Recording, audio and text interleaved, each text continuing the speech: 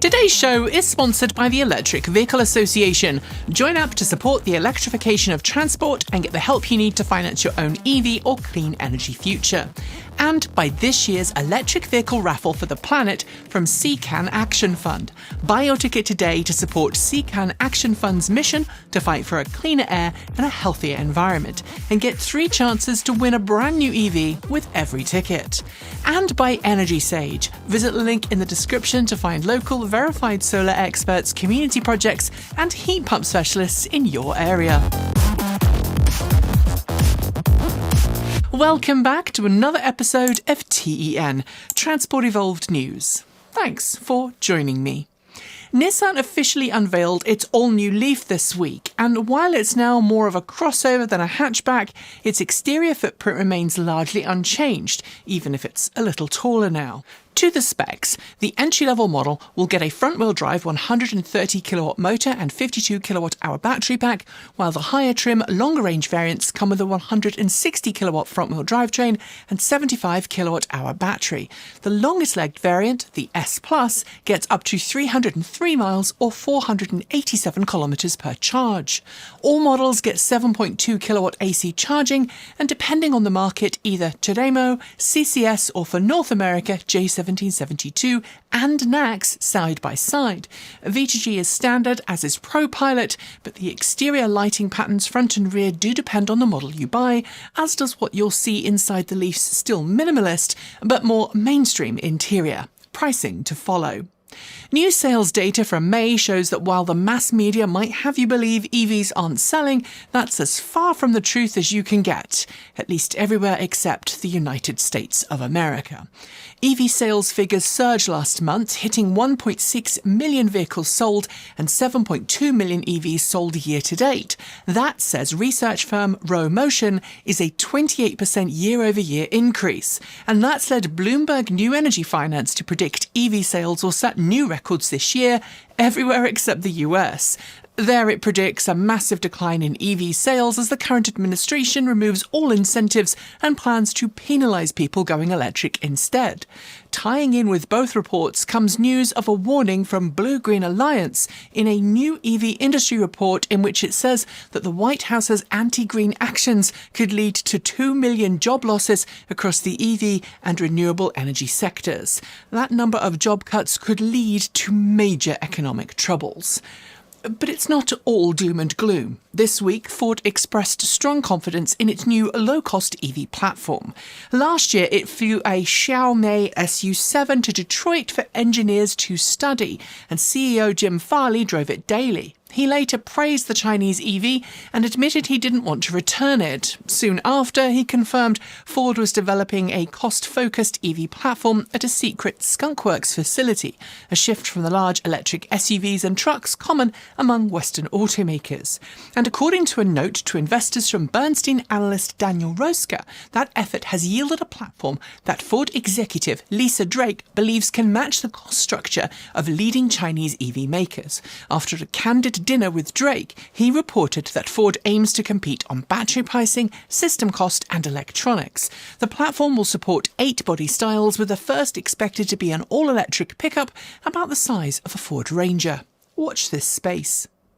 A government-commissioned report in Switzerland on the climate benefits of EVs has concluded that switching from an internal combustion engine ICE vehicle to an EV of similar size always benefits the environment. It confirms what EV advocates have said for decades: a cleaner future depends on phasing out ICE vehicles. It even addresses concerns about selling the original ICE vehicles and upstream emissions. But despite its strong endorsement of EVs, the Swiss Federal Office of Energy has chosen not to publish it, fearing backlash from right-wing populists accusing it of state-led re-education. In an official statement, the office distances itself from the findings, claiming EV-related questions have shifted since the proposal was drafted. The report's authors disagree. But while it's not publicly available, the Swiss Freedom of Information Act means citizens can petition the government for a copy. And if some citizens are watching who do that, please do share it with others. BMW joined the list of automakers appearing to backtrack on EV plans this week, with multiple outlets reporting it's looking to reintroduce extended range electric vehicles, or EREVs, as early as next year. For those unaware, in EREVs, a gasoline engine is used to generate electricity, which is then used to push the vehicle along when its battery pack is empty. Unlike a plug-in hybrid, which can physically drive the wheels directly from the engine, EREVs are basically EVs with a built-in generator. But that adds complexity, increases emissions, hikes service costs, and, as data from former BMW i3 Rex owners would attest, decreases reliability. At one point, EREVs had a purpose in days of limited range battery packs and sparse public EV charging. But today, EV battery packs are the cheapest and most capable they've ever been, helped by economies of scale and new robust cell chemistries like LFP. Choice is good, but expect this to be adopted by automakers as an excuse to still burn fossil fuels, while simultaneously dressing it all up as consumer choice. I and many other industry insiders have often noted how incredibly difficult it is for an automaker to become successful. In fact, most startups never make it to established brand status. Beyond building compelling, capable vehicles, young companies are constantly chasing new capital. Right now, for brands like Polestar, originally a Volvo spin-off, times are tough, despite growing sales, and this week Polestar got a financial boost in the form of a $200 million investment from PSD Investment, a company that's owned by the founder and chairman of Chinese auto giant Geely. This investment means PSD now has a 44% stake in Polestar. But as the eagle-eyed might note, there's some strategic cup shuffling going on here, because Geely also owns 22% of Polestar through one of its subsidiaries, and also holds a 79% stake in Volvo, which happens to own 16% of Polestar. I've called the industry incestuous before, and this particular news story is a prime example of that. It's no secret that Kate, I, and many of you watching are fans of open source software and hardware, often more versatile, robust, and user-fixable than closed source alternatives. In the EV world, we've had the Open Charge Point Protocol, or OCPP, for some time. It's an open source standard that enables communication between EV chargers and central management systems. Now maintained by the Open Charge Alliance, it's widely adopted and has improved usability and compatibility across charging networks. And this week, Canadian company ChargeLab launched Open OCPP, which is an open source embedded software stack for EV charging stations. Released under the Apache 2.0 license, it offers hardware-agnostic runtimes, a small footprint suitable for microcontrollers with just 4 megabytes of memory, and supports both OCPP 1.6J and 2.0.1. If that sounds like jargon, don't worry. Here's the key takeaway. It lowers the barriers and shortens development time for building OCPP-compliant, feature-rich EV charging stations, both AC and DC. For some time, we've watched BYD quietly climb the EV sales charts, becoming one of the most important automakers in EV history. This week, fresh off selling an eye-watering 60,131 units of its low-cost Seagull EV in May, the brand has confirmed it's just sold its 1 millionth Seagull, just 25 months after the model debuted. Known as the Seagull in China and the Dolphin Mini in parts of South America, the cleverly engineered EV is BYD's smallest all-electric model, and it's just launched in the UK. With sales already underway in other European markets, BYD confirmed this week that the model, known as the Dolphin Surf in Europe, is now available starting at £18,650 sterling on the road, which includes all taxes and fees. Sure, it's nearly double the price of the Chinese version, but it offers a ton of tech for the money, and buyers are lapping it up. The news is less cheerful here in the US, where the Senate has officially passed its version of the One Big Beautiful Bill that President Trump wants to sign as quickly as he can flip the lid off his Sharpie. But while the Senate has approved the bill, it differs significantly from the House version, meaning lengthy negotiations still lie ahead, since both chambers must agree on the final text before it can become law. And if you were hoping that Republican senators would be kind to EV owners, think again. The Senate bill retains the House plan to eliminate EV tax credits and replace them with an annual registration fee that's wildly disproportionate, much higher for EVs than the gasoline taxes paid by ICE vehicles. It also seeks to immediately end the tax credit loophole for EV leasing, meaning no more credits on leased EVs once the bill is signed. But don't worry, there's a new proposal to offer tax write-offs on interest payments for new car loans on US-made vehicles. It's hardly equitable and would mostly benefit those buying the most expensive cars, regardless of powertrain. But after that kick in the short and curlies, let's head to San Diego, where solar electric vehicle company Aptera has confirmed it's about to reveal its first fully built solar electric validation vehicle. Announced just before we went into pre-production for this show, the company has confirmed its reveal will take place online on June 27th, with its live stream due to kick off at 3 p.m. Pacific time. Aptera promised in a short press release that this reveal will finally give us everything customers can look forward to in their production vehicles. And as co-CEO Chris Anthony noted this week, the firm's factory is now producing multiple validation vehicles at the same time.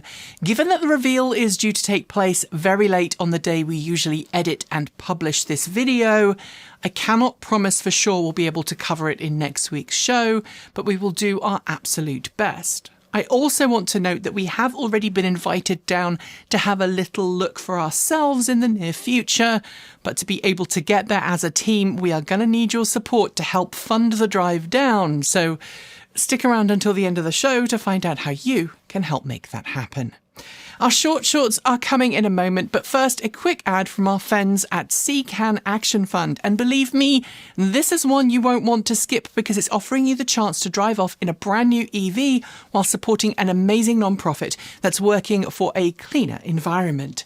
This year, the electric vehicle raffle for the planet from CCAN Action Fund is its best yet because every ticket gives you not one but 3 chances to win an amazing EV, letting you transition to a cleaner future. The grand prize winner gets to pick from one of 6 luxury new EVs: the rugged Rivian R1S SUV, the powerful Rivian R1T pickup, a brand new Lucid Gravity SUV, ultra-efficient Lucid Air sedan, sought-after Porsche Macan EV, or the iconic Porsche Taycan, while second-place winners will be given the choice between the Hyundai Ioniq 5 or our recent fave, the Volkswagen ID Buzz, and for the first time, there's also a third-place EV winner, the highly popular Chevy Equinox EV. Only 10,000 tickets will be sold, and tickets are just $200 and support the CCAN Action Fund's mission to fight for cleaner air and for a healthier environment. Even better, the group covers state and federal taxes. Tariffs? No problem, because they are covered too. Head over to www.evraffle.org to grab your ticket. That's evraffle.org, or check the show notes or the on-screen QR code to win the EV of your dreams. And now it's time for our news shorts. The Chinese subsidiary of Mercedes-Benz, Beijing Benz, has recalled approximately 13,500 EQC EVs to address a software problem with affected vehicles' battery management systems, a fault that could lead to vehicle fires. The models are substantially different from EQCs sold in other markets. Orange EV has again issued a recall for its drayage and terminal trucks this week after discovering that a fuse on some models may not open quickly enough or at all in the event of an overcurrent event, which increases the risk of fire. Affected fuses are being replaced under warranty. Just under 8,400 Dodge Charger EVs are being recalled to address an issue with a pedestrian warning sound system that may prevent correct pedestrian sounds from being emitted at low speed. Dealers will inspect and update the affected amplifier software free of charge. Just under 28,000 2025 model year Rivian R1 series vehicles have been recalled to address a problem with the front direction indicators. According to Rivian, they may fail to illuminate and flash, so Rivian will inspect and replace affected turn signals on recalled vehicles. Ford has issued a stop sale and recall on nearly 317,000 Ford Mustang Mach E cars in the US and many more globally as it addresses a problem with the rear door electronic latch. In extreme situations, a dead 12-volt battery can cause the rear doors to lock people out or inside the vehicle. Hyundai has recalled 10,409 Ioniq 5 EVs from 2025 to address an incorrect headlight aim label. In some vehicles, this can lead to headlights being incorrectly aligned. Hyundai dealers will replace the labels with the correct ones free of charge. Hyundai also confirmed this week to Corbin, aka the Ioniq guy on YouTube, that its warranty will cover ICCU failures being experienced by Ioniq 5 and Ioniq 6 owners, and that the warranty will cover subsequent failures if they also occur under the same terms. It blamed ongoing supply chain disruptions for the long wait times customers are currently experiencing for replacement ICCUs. Scania has confirmed that it will be the first truck company to use MCS rapid charging in its vehicles. Announced at EVS 38 this week, it will begin shipping production trucks with megawatt charging capabilities in early 2026, with power level support for up to 750 kilowatts planned. And it's been a busy week for Scania, as the company has also confirmed that it's working to help save Northvolt Labs Research and Development Centre in Sweden. The brand's CEO is currently looking for partners willing to join it in a joint ownership and rescue plan for the company. Opel and its sister brand Vauxhall have launched the all-new Grandland electric SUV with all-wheel drive. It's the first Vauxhall-badged EV with all-wheel drive and will offer up to 311 miles or 500 kilometres on the WLTP test cycle. Order books are open now. Truck company Iveco has officially launched the S-eWay Arctic, a heavy-duty tractor unit for long-haul and regional transportation. The brand launched the truck rigid-saddled sibling last year, and the articulated unit comes with a 603 kilowatt-hour LFP battery pack. Eaton, in collaboration with AmpIt, has announced a new charging-as-a-service product for building owners in Switzerland. It will offer tie-ins for solar and energy storage with the goal of boosting the use of on-site generated solar power for EV charging by 30% across the country. Peugeot has announced the rebirth of the iconic 208 GTI in the form of the new E208 GTI. While we don't have much video to share just yet, it's worth noting that the official reveal took place at the 24 Hours of Le Mans, and we can expect more from the hot hatch soon. Leap and Exos have announced a new partnership that will allow Exos's fleet customers to set up their own virtual power plants. This will let fleet operators leverage stored capacity in their trucks' battery packs to earn extra income when the vehicles are not on the road. Škoda has unveiled a new concept race car based on the Škoda Enyaq Coupé RS. Built using ultra-lightweight materials, it's more than 300 kilograms, 727 pounds lighter than the production model on which it's based, and is fully equipped for track use. Škoda says it's ready for the track. Asda, or if you're in certain parts of the UK, Asdal, has announced a £1.3 million investment to expand its fleet of home delivery electric vehicles. The investment will more than double its EV fleet, which it uses alongside LNG vans.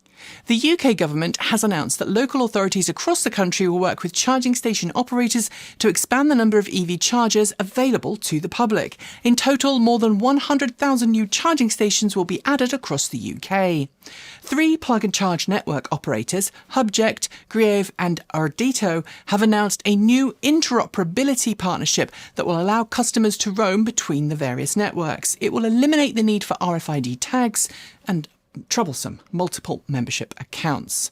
Xiaomi has registered a new patent this week for a layered electrode technology for solid-state battery packs that allows ultra-fast EV charging, offering up to 800 kilometres of range in 10 minutes, or if you prefer, 4,800 kilometres of range per hour. The UK's largest charging point operator, PodPoint, is likely to become part of the EDF group under plans confirmed this week. EDF, already a majority shareholder, is reportedly seeking to acquire the rest of PodPoint for £10.6 million sterling. Chinese carmaker Chery has signed a deal with LG Energy Solution to secure 8 gigawatt-hours of 46 form factor battery cells for use in future models. The deal, spanning several years, will provide enough cells for around 120,000 EVs. Meanwhile, US-based AAM, that's American Axle and Manufacturing Holdings Inc., has announced a deal with Volkswagen-owned Scout Motors to supply front electric drive units and rear e-beam axles for the upcoming Scout Traveller SUV and Scout Terra pickup truck. Zenobē and the city of Brampton, Ontario, have announced a $4 billion Canadian investment to transition Brampton's bus fleet to electric over the next 10 years. Part of the Toronto metro area, Brampton will begin its transition in early 2027. Hyundai's luxury brand Genesis has primarily focused on the North American and Korean markets, but this week it officially launched in France, Spain, Italy and the Netherlands. That means Genesis EVs, including the GV60 and electrified GV70 and G80, will soon be available in those countries. MAN Trucks has officially begun series production of its electric semi at its facility in Munich. For now, the plant will produce diesel and electric trucks side by side on a shared production line, but the company hopes to produce 1,000 electric trucks by year's end. Milens has publicly demonstrated what it says is Europe's first megawatt charging system installation at the Landvetter truck hub in Sweden. It's part of a partnership between the firm and Volvo Trucks and plays a pivotal role in the establishment of a new high-power megawatt charging corridor for big rigs. Xpeng has officially unveiled the new mid-size SUV, the G7, in China. A rear-wheel drive model, it starts an entry-level price of 235,800 Chinese yuan. It's the brand's longest SUV to date, albeit by a millimetre longer than its sibling, the G9. The Irish government has announced 53 new DC fast charging sites across Ireland, which is part of an €8 million investment to expand EV charging availability across the country. 175 new fast and ultra-fast charging stations will be spread across those locations. Opel has confirmed its Mokka GSE Rally, which debuted a few weeks ago at the ELE Rally in the Netherlands, is coming to market as a production vehicle. Granted, the production variant will be a little different and it will be called the Mokka GSE, not the GSE Rally, but it will be the quickest Mokka yet. I'd make jokes about instant coffee, but that'd be bad, right? Candela has confirmed that it's received its first Indian orders for its P12 electric hydrofoil. A transit operator in Mumbai, India, has ordered 11 P12 electric hydrofoils for its ferry service, and according to the two firms, the partnership could expand to a far larger fleet, slashing commute times. As part of its planned rescue passage for Bollinger Motors, Mullen Automotive has acquired an additional 21% of the company, bringing its shareholding to 95%. The new deal effectively settles outstanding debts Bollinger went into court-ordered receivership over. After a 3-year pilot project into wireless charging for electric taxis in Gothenburg, Sweden came to a successful end, Induct EV, Volvo Cars and the city of Gothenburg have announced an expansion to the programme. The wireless inductive charging stations are now to become permanent installations in the area. While Suzuki confirmed last week that initial quantities of its e-Vitara will be limited by parts shortages, the company has officially priced its first EV for sale in the UK. Its 49 kilowatt-hour battery variant will go on sale in July for just under £30,000 sterling on the road. VinFast has postponed its planned Indian market launch. It had initially picked 40 dealerships throughout India to become official VinFast locations, but as of the time of filming, the majority of those dealerships had a change of heart and backed out. But it's not entirely clear what caused those changes. Nissan has confirmed that it still plans to bring a new EV to market with solid-state batteries in the near future. Calling it a game-changer, the firm's European Director of Product Planning told Auto Express this week that Nissan will be ready for a solid-state battery rollout in 2028. Micro-car company Microlino is known worldwide for its modern-day all-electric reimagining of the iconic Isetta bubble car. But to date, while it's been available as a choice of solid or ragtop, it's never had air conditioning. That has now changed, with Microlino offering it as an optional extra. Kia has officially published pricing for its new faster EV6 GT this week in select markets. In the UK, its price has dropped by more than £2,500 sterling, while power and torque have been improved by 11% and 4% respectively. Kia has also officially priced its EV9 GT with a UK starting price of just over £82,000 sterling. Honda has unveiled a new last-mile delivery solution in collaboration with a new micromobility venture from its new business innovation lab. Called the Fastport eQuad, it's a four-wheel human-electric hybrid designed for deliveries in urban areas, and it will make its debut next week at Eurobike in Frankfurt, Germany. Amazon-owned robotaxi firm Zoo has opened what it says is the US's first serial production facility for purpose-built robotaxis. Located in Hayward, California, it has the capacity to produce more than 10,000 robotaxis per year, with initial fleet rollouts headed to Las Vegas, San Francisco, Austin and Miami. And finally, a leaked 2026 order guide from Volvo suggests that the brand will be increasing prices in the US by as much as 6% next year. This will include some of its plug-in hybrid and all-electric models. Market conditions are being blamed for the rise, which we all can infer means tariffs. And those are your news shorts. There will be more next week. Our final two stories are next, but first a word from one of today's sponsors, Energy Sage. They can help US residents green their homes' energy and heating before those federal tax incentives are killed. Energy Sage connects you with local verified solar installers across the US and now heat pump specialists in select markets who really know their stuff and can guide you through the process of installing solar panels or get a heat pump installed. Not a homeowner? No problem. Energy Sage can still help you green your electricity by helping you join a community solar program. We used Energy Sage ourselves and we were looking for installers willing to put solar panels on the roof of our home, and their verified, knowledgeable pros even introduced us to a great credit union that allowed us to finance our project with low monthly payments. Follow the links below to sign up for Energy Sage's free on-location services and get the ball rolling today. If you choose to use an Energy Sage installer for your project, you'll also receive a small referral fee, so you'll be helping the channel out too. Help the grid get greener, save money and support the channel? It's a win-win-win. And now it's time for those last two stories. Not so long ago, automakers went to great lengths to avoid making any kind of commitment to EVs, either dismissing them entirely or remaining intentionally vague about them. That changed for a while, with automakers making some pretty big pledges about all-electric futures, and for a time, the world felt pretty damn good. Then elections happened, lobbying happened, and now we're back to the "no, I don't know" mentality from the auto industry. This week, Audi became the latest to follow that well-trodden path, confirming that it's reversed a 2021 announcement stating it would phase out combustion engine vehicle production by 2033. Now the brand says it's launching a completely new lineup of internal combustion and plug-in hybrid vehicles to carry it through the next 10 years or more, and is emphasising flexibility in any transition to EVs. Frankly, I am not surprised, but I am also not happy. And finally, over the past few years, Volvo Construction Equipment has been working hard to introduce a lineup of all-electric heavy plant machinery to challenge the dominance of suck, squeeze, bang, blow.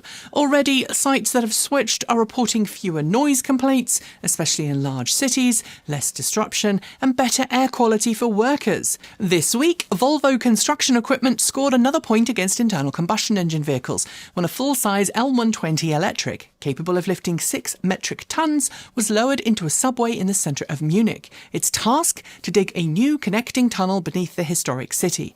The tunnel isn't just being dug underground though, it's being dug inside a pressurised space. A space that must remain sealed during construction to prevent groundwater from seeping in and flooding it. It goes without saying that a traditional internal combustion engined diesel vehicle would be very unsafe in that kind of environment, and watching this digger do its thing is yet more proof that electric has many advantages over ice. Can you dig it? Yes, you can. And on that note, we are done for today. As always, a massive thank you to the Electric Vehicle Association for sponsoring today's show. The EVA has been advocating for EVs since 1967, and they believe, just like we do, that our future depends on us making the switch to clean, green electric transportation. They can connect you with EV educators, local meetups, and even help you make your own transition to a cleaner vehicle. Plus, if you become a member, you'll gain access to a clean energy and EV loan program created in partnership with the Colorado Clean Energy Credit Union. You can find out more by visiting myeva.org. Thanks also go to CCAN Action Fund. Buy your tickets today at evraffle.org and be quick because there are only 10,000 tickets being sold. And also thanks to Energy Sage. Follow the link below to connect with trusted verified solar experts who can help you put panels on your roof, join a community solar program, or even get a heat pump installed. Taking control of your energy future has never been easier.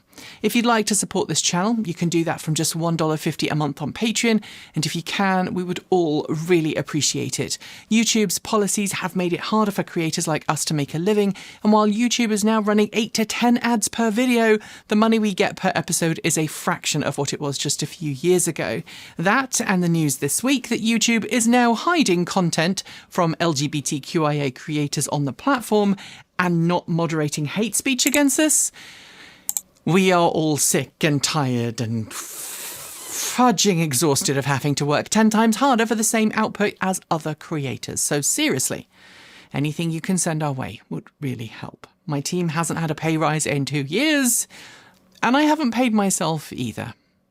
Don't forget, we're also available for third-party video production work here in Portland, Oregon, and you can find our latest merch, including our brand new phenomenal Pride designs, at the merch store. Down below, you'll also find an Amazon affiliate link that helps support the channel if you absolutely have to use Amazon. We publish every Tuesday, Thursday and Saturday here, and on every Sunday, we drop 2 videos on Transport Evolved's Take 2, which is our informal, behind-the-scenes channel. To finish, remember this. You are valid, you are loved, and you belong. Whatever hateful courts and stupid politicians say. This week has drained our collective energy at the channel so hard, and we are all exhausted by the hate. I have had hate calls, death threats, deportation threats this week, and I know some of you have had the same. You've probably noticed that I read this script really quickly just because of stress and nerves. But we also have to keep going, to resist, to stand up for decency, for community and for human rights. But I also want you to remember that even the strongest people need to rest. It is okay not to be okay. It's okay to need to take a break for mental health. And in just over a week, just as a head up, the channel is going to do that here. We're going to have an entire week off planned for everyone. But if you are able right now, and you are in the US, please get involved, protest peacefully, build communities, resist, celebrate diversity, listen to diverse voices, learn, grow, let them speak, and let them tell their stories. Honestly, that is how we all grow as people and as a planet. So next time, stay safe, wherever you are, whoever you love.